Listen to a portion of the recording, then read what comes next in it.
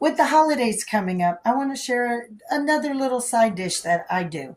Tonight, I'm going to be showing you how to make stewed tomatoes. At least my take on stewed tomatoes. It's been passed down from my grandmother, from her grandmother and on. And it's a simple recipe. You're going to need butter, some salt and pepper, onions, and whole tomatoes. So sit back and enjoy while I show you how to make yourself a nice side dish of stewed tomatoes. But I'll tell you the best thing it goes over. You know how you get cranberries with turkey? Well, stewed tomatoes go amazing over the top of a juicy ham. So that's what I'm making mine with. Stewed tomatoes goes with my ham every holiday meal. All right, I'll show you what we're doing. Like I said, I'm using 5 medium to large tomatoes, 1 huge onion. I got my pan, salt and pepper. That's all you're going to need, and butter, of course. You're going to put the butter in the pan, but I'm going to show you.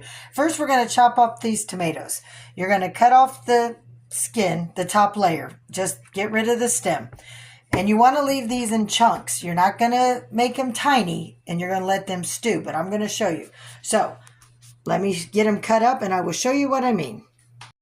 All right, so you got your tomato and your knife. You're just going to go down, and you're going to cut the top layer off.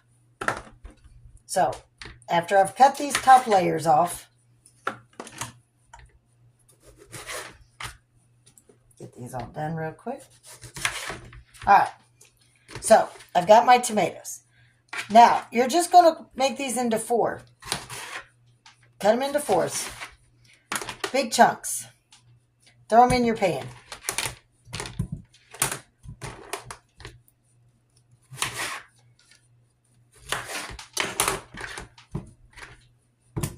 Let me finish this up, and I'll show you the next steps. So I've got my pan. Now, at this point, I'm going to add salt to taste and my pepper. Now, this is all seasoned how you want it. I'm going to add a couple big teaspoons of butter. And be generous because you're going to be stewing these. So I usually put 3 to 4 tablespoons of butter. Yes, this is very decadent. So, you know what? If you're on a diet, you ain't going to want to do this. All right. Got my butter, my salt and pepper. All you're going to do is you're going to put this on high heat to get the tomatoes to start sweating and produce the juice from the tomatoes. Then you're going to turn it down to low, and these are going to simmer for a couple hours. Just letting them soften up, break down into this mushy goo. That's exactly what you're looking for, is mushy tomatoes. And you want to do it this way instead of putting them in the blender and, blending them up. Nope, you want to sweat them out with the butter and their natural tomato juices. Don't do anything else. As soon as they start to break down and you get that juice forming, you turn it down to medium to low, and you just put a lid on it and you let them slow cook for a couple hours. After this has happened, I will show you the next step. No, you do not add your onion yet at this time. And once they're cooking down, you could taste it. And if you need more salt or pepper, add this. But this is what I'm doing. I'm putting these on the stove as is. High heat till I start sweating them down and getting the juice, the natural juice out of these tomatoes. All right, we'll be right back. As you can see, the skin is falling off these tomatoes. And look at that juice between the tomato juice and the butter. Now, you can see some of the skin. They're getting nice and soft. Look at that, already mushing. So, this was only after about 15 minutes on high heat. So, I'm going to turn it down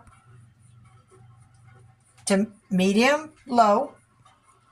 I'm going to put these back on, and I'm going to cover them up with a lid. And they're just going to slowly cook for the next couple hours. So, while this is doing that, we're going to move on to the next step. And I'll see you on the flip. All right. As you can see, it's almost soup-like, but you've got your chunks of tomatoes. So now's the time I'm going to add my chunks of onion.